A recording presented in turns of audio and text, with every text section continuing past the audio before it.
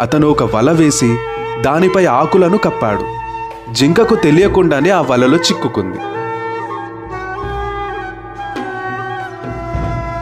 జింక భయంతో గట్టిగా అరిచింది. దాని స్నేహితులు అరుపులు విని అక్కడికి వచ్చాయి. జింకను వలలో చూసి అవి చాలా బాధపడ్డాయి. కాకి వెంటనే ఒక ఉపాయం చెప్పింది.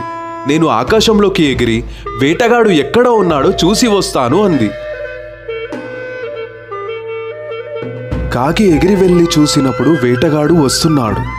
కాకి తిరిగి వచ్చింది. వేటగాడు వస్తున్నాడు, మనం త్వరగా ఏదైనా చెయ్యాలి అని చెప్పింది.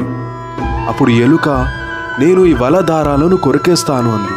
తాబేలు, నేను జింకను పట్టుకొని సురక్షితంగా బయటికి తీసుకెళ్తాను అంది. ఎలుక వెంటనే వలదారాలను కొరకడం ప్రారంభించింది. కాకి ఆకాశంలో ఎగురుతూ వేటగాడు ఎక్కడి వరకు వచ్చాడో గమనిస్తూ స్నేహితులకు సమాచారం అందిస్తుంది. వేటగాడు